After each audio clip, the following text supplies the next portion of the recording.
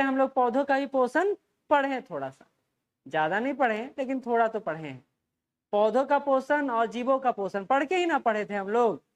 ठीक, तो पौधा को जानते। चलिए एक पौधा की परिकल्पना करते हैं, यहाँ आते हैं।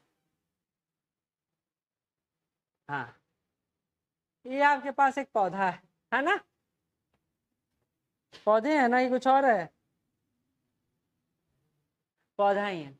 अच्छा एक चीज बताइए, पौधा का वो कौन सा अंग है जिससे अगला जनरेशन उत्पन्न होता है, पैदा लेता है?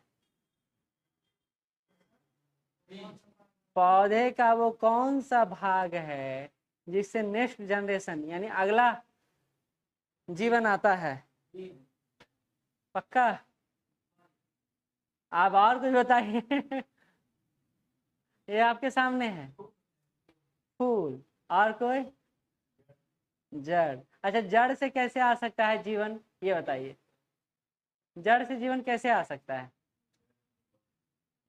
जड़ से तो जीवन नहीं आ सकता है।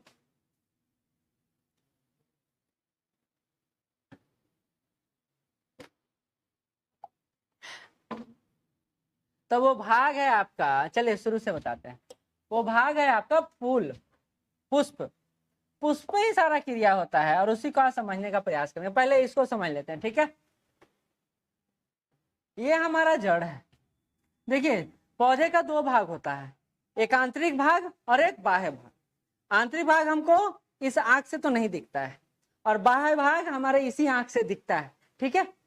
बाह्य भाग है जिसको प्रारोह तंत्र कहते हैं, जो यहाँ तक आपको दिखता है, और ये आंतरिक भाग है जिसको हम लोग मूल तंत्र कहते हैं, जड़ तंत्र कहते हैं, रूट सिस्टम इंग्लिश में। इसको क्या, इंग्लिश वाला कोई नहीं ना है? आगे बैठिएगा, यहाँ बैठ जाइए, तो यहाँ बैठ जाइए, हवा लगेगा। लीजिए मेरा ही पंखा बंद हो गया है। हाँ, मूल तंत्र को रूट सिस्टम बोला जाता है। रूट मतलब जड़ होता है। अच्छा, दोनों का अलग अलग भाग है और दोनों का अलग अलग काम है। कुछ हम जड़ को खाते हैं, कुछ हम लोग फल को खाते हैं, ये पता है? जड़ क्या है, कोई उदाहरण दीजिए। जड़ को खाते हैं हम लोग? मूली, बहुत अच्छा। और गाजर और शलजम, ठीक है। अच्छा ये बताइए, प्याज ऊपर आता है या नीचे आता है? नीचे आता है, वो भी जड़ तंत्र है। अच्छा, आलू ऊपर या नीचे? नीचे आता है। ये इसलिए बता रहे हैं और समझा रहे हैं ताकि आप समझ सके कि हम जड़ को भी खाते हैं और फल तो बहुत सारा है जो हम लोग खाते हैं, आए दिन जो खा रहे हैं वो तो फल में ही शामिल है, ठीक है? हाँ, भिंडी सब्जी में रखते हैं, बैगन भी ऐसे तो फल में शामिल। गांव में कच्चा बैगन खाते हैं लोग, देखे हैं? टमाटर खाते हैं, देखे हैं?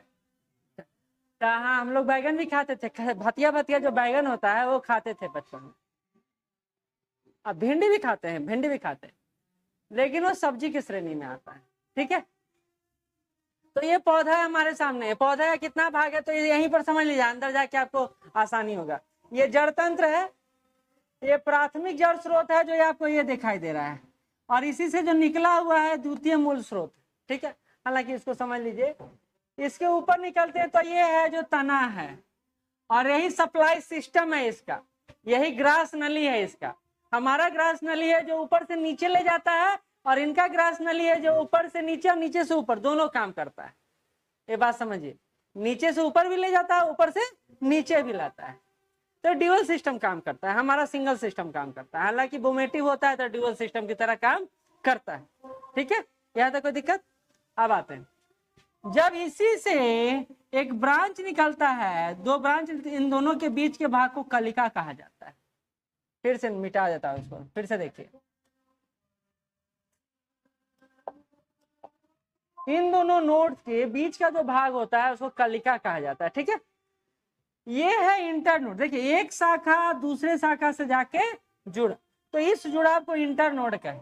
ऊपर आ जाइए, तना बता दिए पहले। ये जो पार्ट है वो पत्ती का भाग है, अब बताने की जरूरत तो नहीं है ना? पत्ती का भी विभिन्न भागों में बांटा जाता है, उसको बाद में जाके देख लेंगे। अभी हम लोग सरसरी रूप से एक पौधे को देखने में लगे हुए हैं, ठीक? ये तना हो गया, ये फल पार्ट हो गया, ये फूल पार्ट हो गया। इस तरह एक पूरे पौधे का निर्माण होता है जिसको रूट सिस्टम बोला जाता है और प्रारोह तंत्र बोला जाता है। इसको रूट सिस्टम, इसको shoot system, suit SHOOT shoot system बोला। हाँ, रूट और सूट आराम से याद, हिंदी टिपिकल है लेकिन इंग्लिश आसान है, तो रूट और सूट सिस्टम बोला जाता है। अच्छा, अब हम आते हैं, हम एक बगीचा में जाते हैं, ठीक है? बगीचा में जाते हैं कि नहीं जाते? कभी हम लोग जब बगीचा में जाते हैं तो हम लोग देखते हैं कि कुछ है जो मतलब एक पत्ता जैसा निकला हुआ है, ज्यादा भरा हुआ नहीं है, निकला हुआ है, उसको हम लोग क्या कहते हैं? साक कहते हैं। साक, साक मतलब पौधा। दूसरा देखते हैं, कई सारे पौधे एक साथ झुंड में रहते हैं, उसको क्या कहते हैं? झाड़ी। बहुत अच्छा। और कुछ देखते हैं कि अकेला खड़ा है, पेड़। अंतर समझ में आया कुछ? और यही बात आपको यहाँ पर देखिए, ये 6th क्लास क्यों पढ़ा रहे हैं? 6th क्लास के बाद ना डायरेक्ट अब 7, 8, 9, 10th में जो टॉपिक दिया हुआ उसको उठाएंगे, टॉपिक बाई टॉपिक नहीं उठाएंगे। 6 पढ़ना क्यों जरूरी है?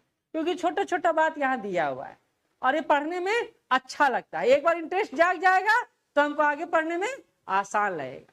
ये बात समझे? 6th क्लास क्यों पढ़ा रहे? ताकि इंटरेस्ट पैदा हो। किस किस को साइंस से डर लगता है? एक दो को ऐसे ऐसे क्या कर रहे हैं? आप दोनों को नहीं डर लगता है? हाँ, क्यों? अच्छा, कंप्लीट है। अच्छा, यही पढ़ाएंगे अब हम लोग को, ठीक? आप पूछते जाएंगे, बताते जाएंगे, ठीक है? चलिए,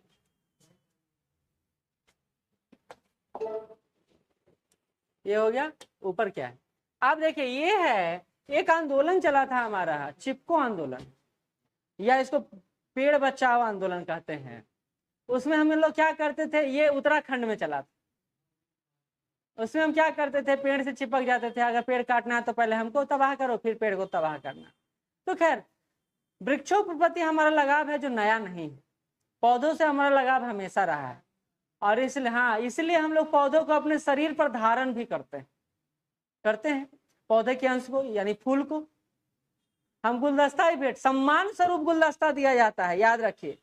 तो हम लोग प्रकृति प्रेमी हुआ करते थे, लेकिन उस समय के साथ हम लोग प्रकृति से छेड़छाड़ करते चले गए और अब तो हम प्रकृति प्रेमी कहे ही नहीं जाते हैं। तो यही टर्मिनोलॉजी है पहला आपका, साक, झाड़ी और वृक्ष।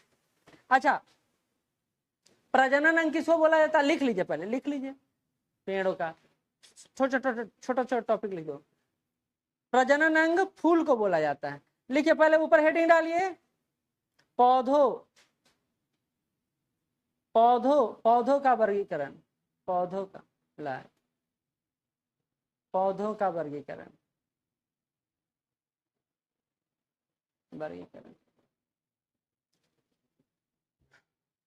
पौधों का प्रजनन अंग पुष्प को कहा जाता है। छोटा छोटा पॉइंट, पौधों का प्रजनन अंग पुष्प को कहा जाता है। प्रजनन अंग पुष्प को कहा जाता है।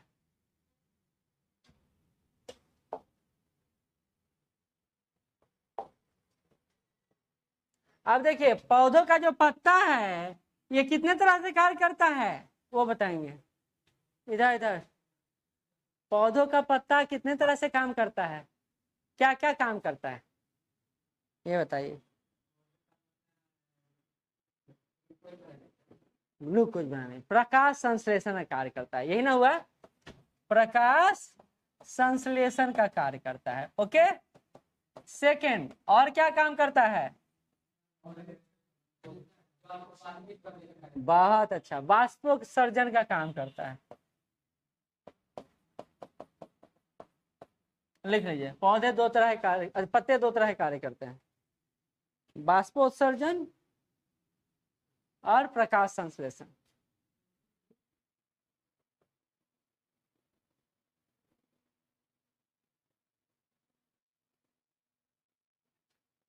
तना क्या करता है? तना क्या करता है? तना कहाँ गया? यहाँ तना क्या करता है? तना पौधे को आकार देता है,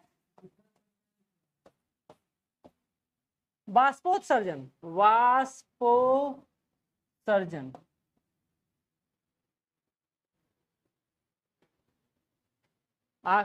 तना क्या करता है, आकार देता है और इसको सपोर्टिव सिस्टम के रूप में काम करता है, सहायक के रूप में काम करता है। किसको सहायता करता है, पौधे को खड़े रहने।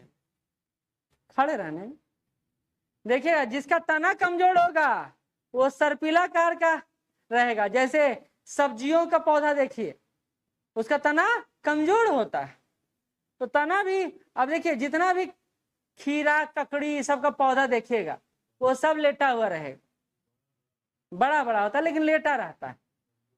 हाँ, तो पूरे घर में फैल जाएगा। अगर उसको अति रस्सी दे दीजिएगा तो पूरे घर में धीरे, इसलिए गांव में देखिएगा तो आंगन में इस तरह का स्ट्रक्चर बना के रखा जाता है, छत नियन बना दिया जाता है, वहीं पर सारा सब्जी होता है पैदा। खैर, तो ये हो गया छोटा छोटा बात जो हम लोग यहाँ पर जान गए। जड़ जो है क्या करता है, जड़ पोषक तत्वों का शरीर के अन्य भागों तक पहुंचाने के लिए सोखने का काम करता है। और क्या जड़ काम करता है, जहां तो वो तो हो गया ना, पोषक तत्व में जल भी आ गया, शामिल हो गया। और क्या काम करता है जड़, हाँ मजबूती प्रदान करता है। खड़ा रखने के लिए मजबूती कौन प्रदान करेगा, जड़ ही तो प्रदान करेगा। आप दो पौधा लीजिए, एक पौधे को का जड़ काट दीजिए और उसको गाड़ दीजिए, और दूसरे पौधे का जड़ रहने दीजिए और उसको जमीन के अंदर डाल दीजिए। कौन सा पौधा है जो ज्यादा अच्छे से काम करेगा, मतलब कौन है जो ज्यादा चमकदार रहेगा, ज्यादा मजबूत रहेगा? तो जो जड़ वाला पौधा है, क्योंकि जड़ है जो उसको अस्थायित्व प्रदान करता है, जड़ उसको अस्थायित्व प्रदान करता है, मजबूत प्रदान करता है, पोषक तत्वों को ग्रहण करने का काम करता है।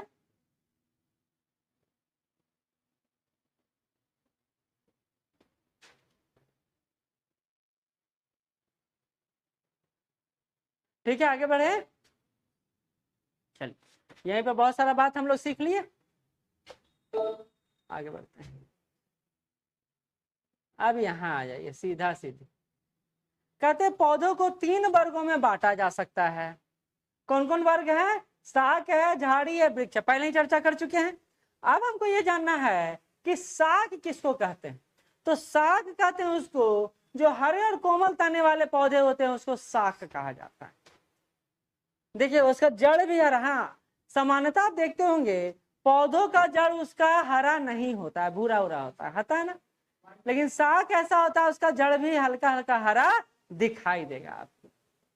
तो यही बात लिखा है, जा शाक किसको कहते हैं, तो हरे और कोमल तने वाले पौधे को शाक कहा जाता है। लिख लीजिए इसको, जो मेन पॉइंट है लिखवा देते हैं।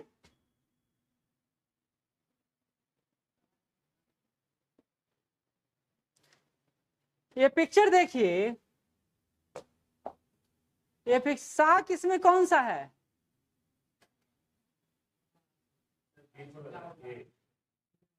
ये शाक है, ये क्या है, झाड़ी है, और ये क्या है, वृक्ष, पेड़ है। ठीक, शाक ये तो रहा।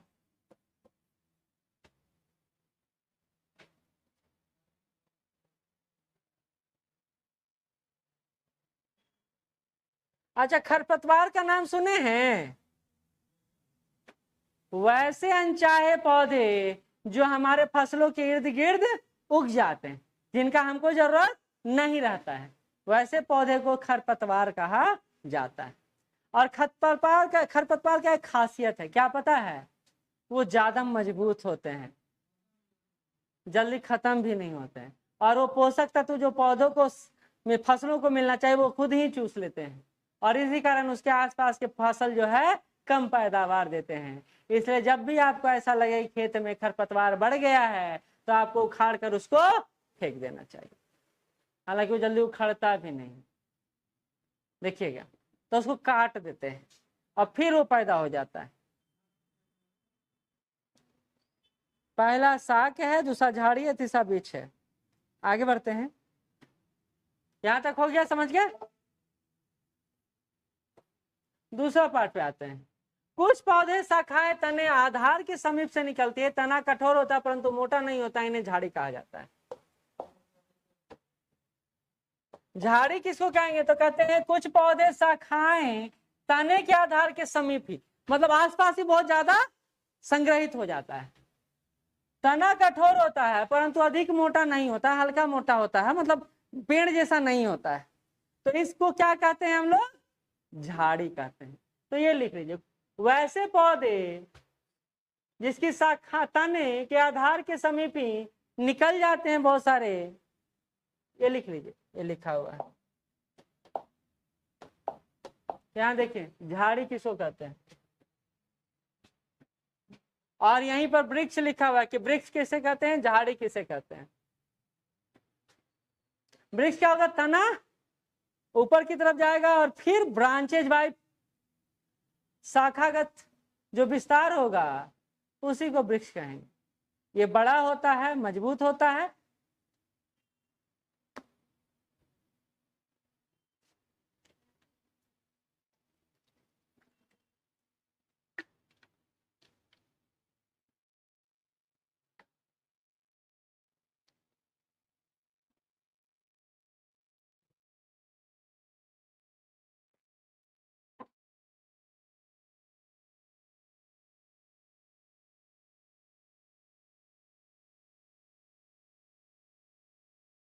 हो गया? पेड़, पेड़ यहाँ है। वैसे कुछ पौधे जो बहुत ऊंचे होते हैं और इनके तने सुदृढ़ और गहरे होते हैं, शाखाएं भूमि से अधिक ऊंचाई पर तने के ऊपरी भाग से निकलती है और यही वृक्ष कहलाता है। या ऐसे भी कह सकते हैं लंबे खड़े वैसे पौधे जिनका तना मजबूत होता है और शाखाएं कुछ दूरी पर जाकर रुकती हैं, उसको क्या कहते हैं? वृक्ष कहते हैं।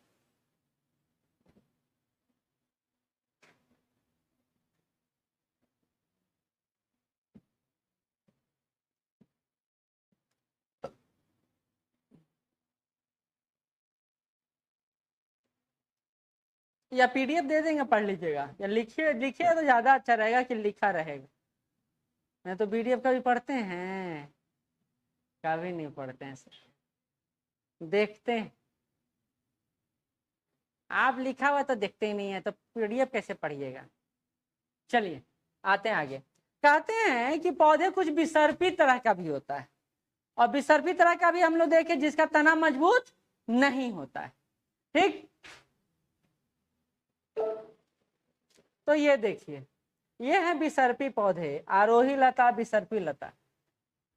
अभी स्पष्ट नहीं दिख रहा है। तो कहता कमजोर तने वाले पौधे सीधे खड़े नहीं हो सकते, ये भूमि पर फैल जाते हैं, इसी कारण इनको विसर्पी लता बोला जाता है। जैसे मनी प्लांट, सो प्लांट। मनी प्लांट तो सुने होंगे सब सामान्यतः, बचपन में हम लोग खूब मनी प्लांट लगाते थे, भैया इतना जल्दी बड़ा हो जाए, बड़ा हो जाए, डेली देखते थे। बचपन में एक और फूल देखते थे, वो था छुई मुई वाला। 10 बजे तक वो होता था, फिर 10 बजे के बाद शाम तक वो मुरझा जाता था।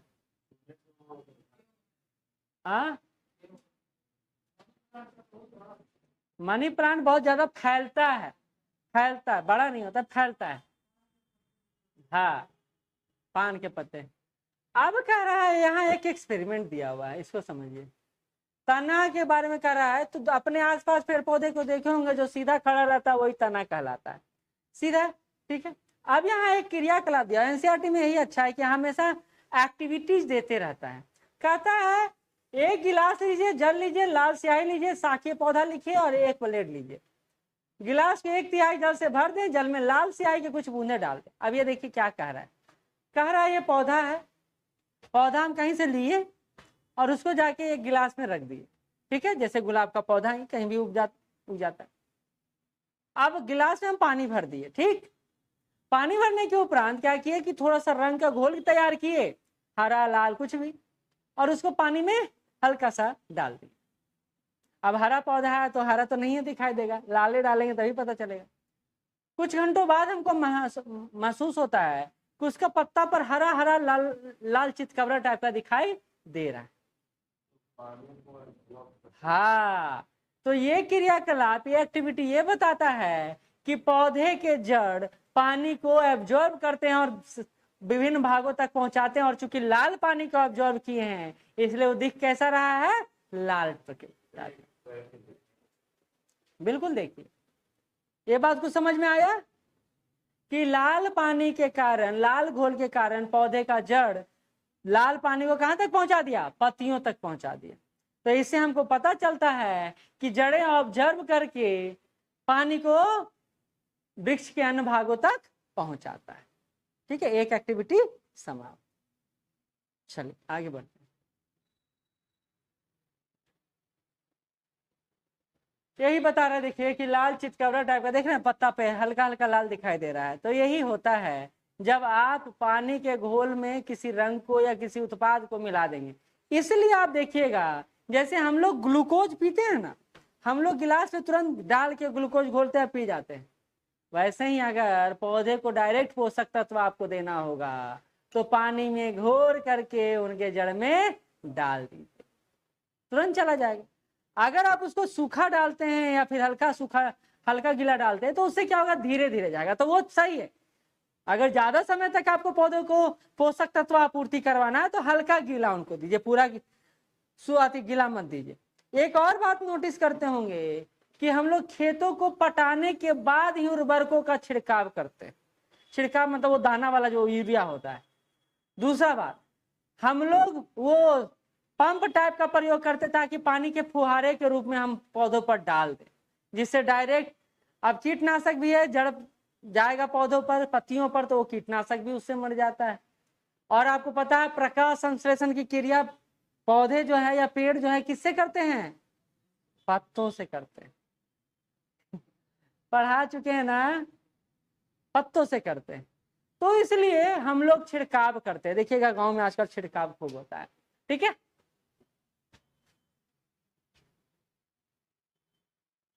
हाँ, अब थोड़ा पत्ती को पढ़ लेंगे फिर इस पर आएंगे।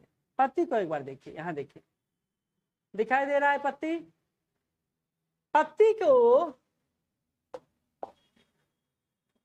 कहते हैं ये तना है, जो तना ऊपर जा रहा है पेड़ की तरफ। ठीक है, तना से एक भाग निकला, उस भाग जो निकला उसको पर्णवृत्त कहे। क्या कहे, पर्णवृत्त कहे।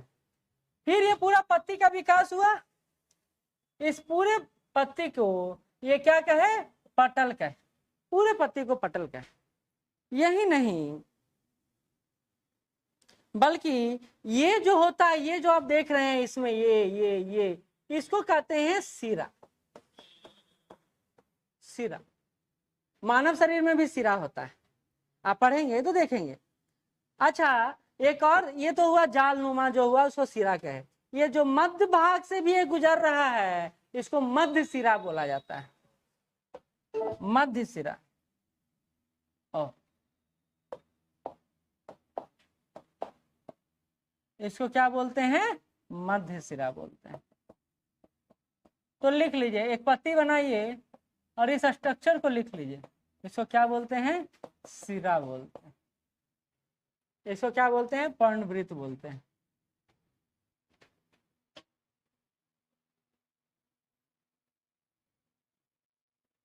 क्योंकि आगे सारा यही लिखना है आपको।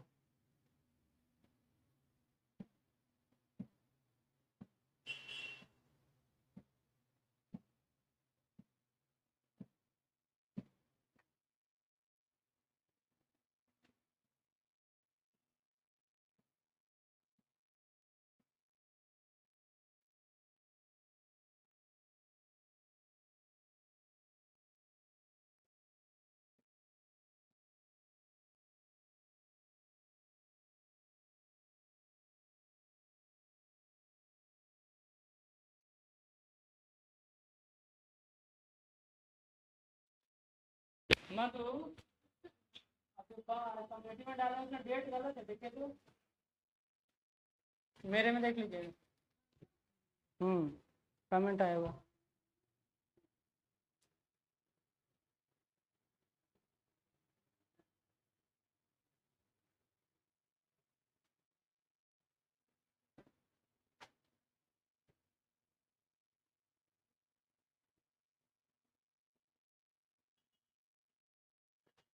ये जो सीरा आप देख रहे हैं ना, ये सीरा भी पत्तियों में दो तरह से होता है। देखिए, एक तो ये हो गया जालीनुमा सिरा, और एक होता है तो समानांतर सिरा होता है,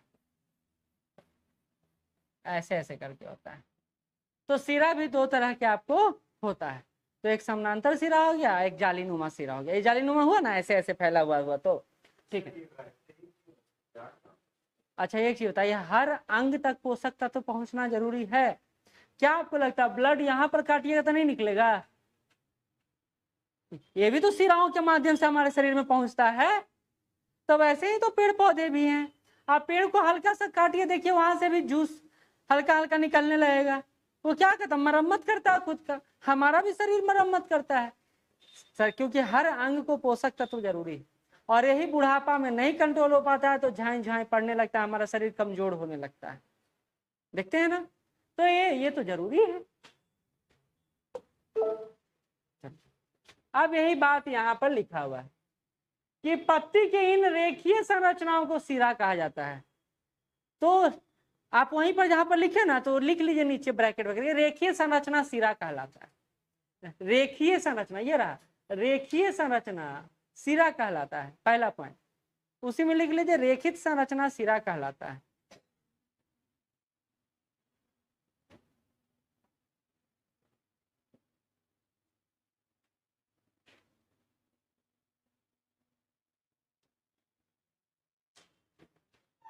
वही नीचे लिख लीजिए, मध्य में जो भाग है वो मध्य सिरा कहलाता है, वहां पर लिखा हुआ सारा देखिए,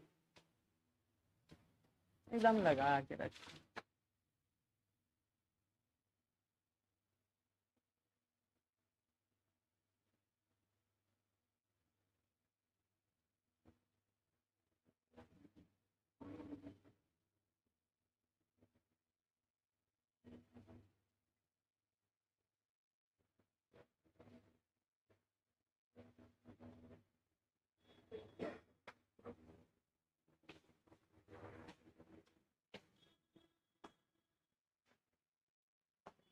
ठीक है, मध्य सिरा कहते हैं। अब पत्तियों पर सिराओं द्वारा बनाए गए डिजाइन को सिरा विन्यास कहते हैं।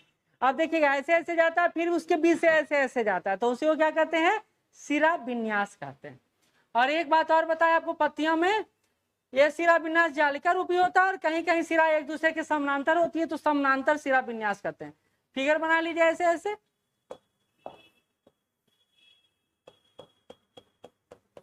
और इसको कहते हैं सिरा विन्यास, समानांतर सिरा विन्यास। तो एक जालिका नुमा शिला विन्यास हुआ और एक समानांतर शिला विन्यास।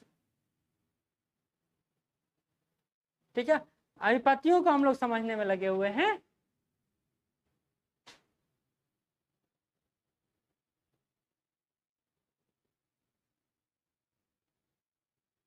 कुछ कुछ समझ में आ रहा है? क्योंकि आगे जाके यही आपको डिस्क्रिप्टिव वे में पढ़ना है।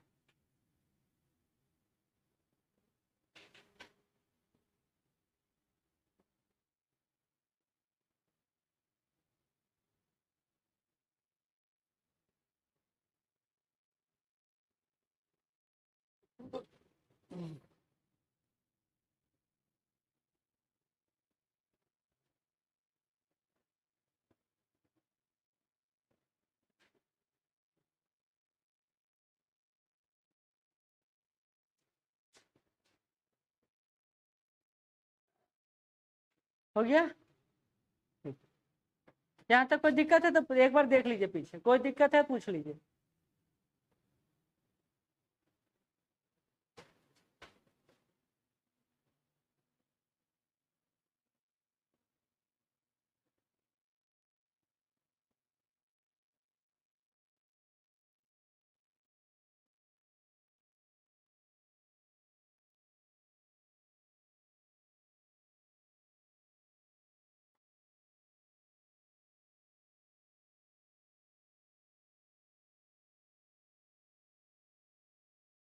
चलिए आगे बढ़े। क्या क्या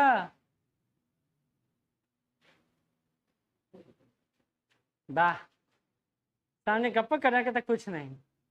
आगे बढ़ते हैं। मैंने आपको पत्तियों के बारे में बताया कि वो प्रकाश संश्लेषण की क्रिया करते हैं और इसके साथ साथ क्या काम करते हैं, वाष्पोत्सर्जन का काम करते हैं। अब इस पर एक एक्सपेरिमेंट है कि बाष्पोत्सर्जन करता है या नहीं करता है, कैसे पता चलेगा। तो हम लोग एक काम करेंगे, पेड़ का एक डाली लेंगे और डाली में प्लास्टिक से बांध के उसको रात भर के लिए छोड़ देंगे। जब सवेरे उठते हैं तो देखते हैं प्लास्टिक हल्का हल्का बूंदों से भरा हुआ है। हल्का हल्का बूंद कहाँ से आया, क्योंकि प्लास्टिक से तो फाड़ करके कोई बूंद अंदर से बाहर से अंदर जाएगा नहीं। तो इसका यह मतलब होता है कि पत्ते भी बाष्पोत्सर्जन की क्रिया करते हैं, वेपोराइजेशन का प्रोसेस उनमें भी होता है। और वही बात यहाँ पर आगे बताया गया। अब देखिए यह है समानांतर जो सिरा रहता है इसमें, और इसमें क्या है, जालीनुमा सिरा। ठीक है, यही बात, ये है पारदर्शी कवर, इसी में एक्सपेरिमेंट करके बताया गया जो हम आपको पहले लिखवा चुके हैं। बात कुछ समझ में आया? ठीक है।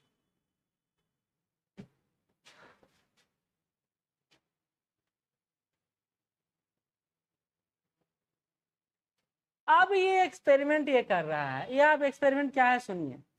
कहते हैं कि पत्तों में क्लोरोफिल होता है, क्लोरोफिल होता है जिसके कारण पत्ता हरा होता है। अब हम ये कैसे जानेंगे कि उसको क्लोरोफिल होता है या नहीं होता है? तो इसके लिए हम छोटा सा एक प्रयोग कर रहे हैं, सुनिएगा। हम एक पत्ती को पेड़ से लिए और उसको, ये देखिए स्टोव जैसा बर्तन है, उसमें हल्का गर्म होने के लिए छोड़ दी। उसको हल्का गर्म होने के बाद हम उसको वहां से निकाले और एक परख नली में उसको डाल के, पानी जब खोल रहा है उसमें उसको डाल के रख दिए। देखते हैं छोटे परख नली में वो हरा हरा टाइप का दिखने लगता है, तब हम उसमें से पत्ता बाहर निकाल लेते हैं।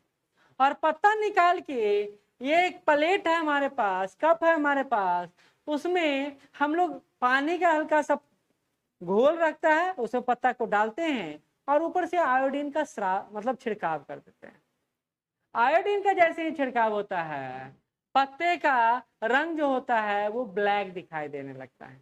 तो इससे पता चलता है कि उसमें स्टार्च है, उसका रंग काला नीला पीला कुछ भी बनाया जा सकता है। लेकिन जब तक क्लोरोफिल का मात्रा उसमें है, उसका रंग कैसा रहेगा, हरा रहेगा। एक्सपेरिमेंट समझ में आया? एक बार देख लीजिए एक्सपेरिमेंट।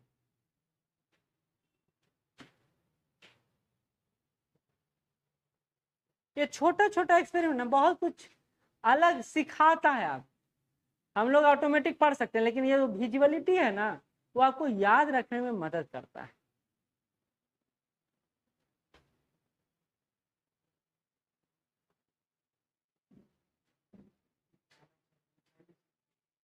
हो गया? तो यही बात यहाँ पर किया जा रहा है। देखिए क्या कह रहा है,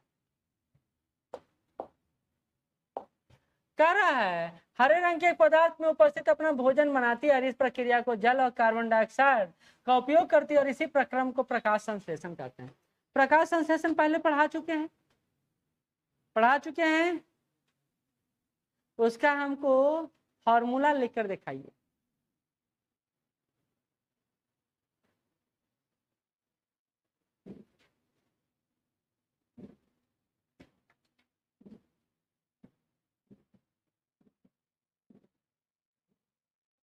चीजें देख रहे हैं।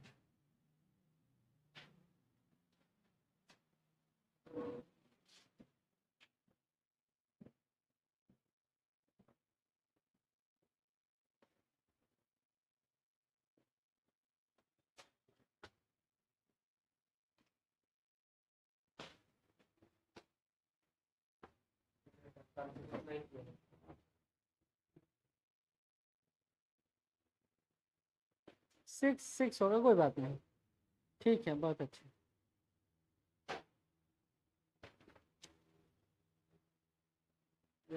पढ़वे नहीं करते हैं तो याद कैसे रहेगा?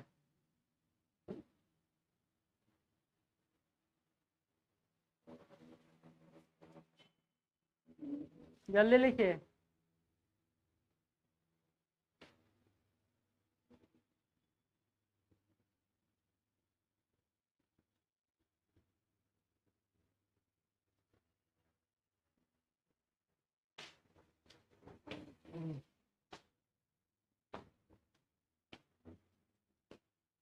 लिखे आपने लिखे, आप लिखे।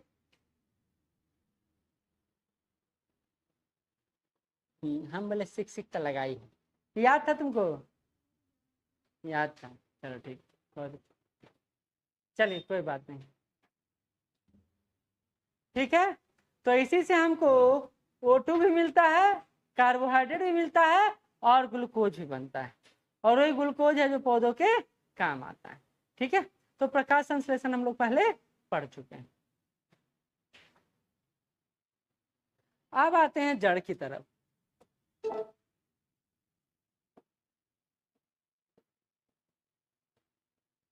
ये जड़ का दो भाग है, दो पेड़ है हमारे पास, अभी आपको उदाहरण दिए ही थे, पता ही चल गया होगा। एक वैसा पौधा है जिसका जड़ है, और एक ऐसा पौधा है जिसका जड़ नहीं। तब क्या लगता है कौन सा पौधा है जो ज्यादा तेजी से विकसित होगा, ज्यादा दिन तक रहेगा? जड़। ये नष्ट हो जाएगा, मुरझा जाएगा।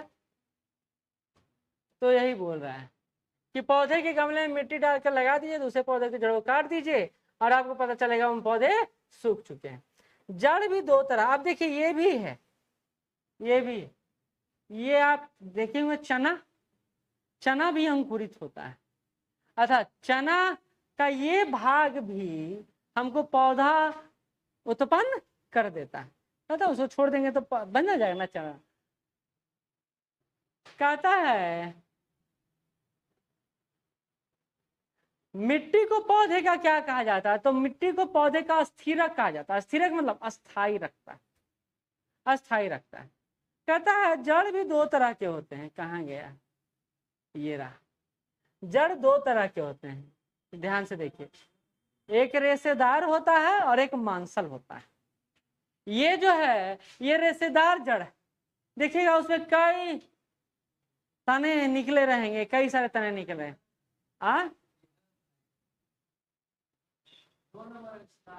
अच्छा अच्छा ठीक है, कोई दिक्कत नहीं, तो ऐसे ऐसे बता दी, इधर इधर छोड़िए। अच्छा ठीक, तो इसका ज्यादा निकला, जैसे आम का देखिए पेड़ है, उसका तना देखिए यहाँ सोई, यहाँ से लेके एकदम वहां वहां तक फैला हुआ रहेगा। हाँ, तो उसका कैसा होता है, रेशेदार होता है। अच्छा, दूसरा तना आप देखे होंगे मूली का, गाजर का, ये कैसा होता है, मांसलदार होता है ना, उसका तना तो फैला हुआ नहीं रहता है। तो तना दो तरह का होता है। कहते हैं जिन पौधों की जड़ें एक प्रवृत्ति की होती है उसको मूसला जड़ें कहते हैं, और छोटी जड़ों को पार्श्व जड़ कहते हैं, छोटा बड़ा जड़, ठीक है। जिन पौधों की जड़ें के जो 17B के समान है, रेशेदार, उन को जड़ों को क्या कहा जाता है, जकड़ा जड़ या रेशेदार जड़ कहा जाता है। तो इन दोनों का फिगर बनाइए, और इसको मांसल जड़ या जकड़ा जड़ या रेशेदार जड़ कहिए इसको, और इसको कौन सा, मूसला जड़ या पार्श्व जड़ कहिए।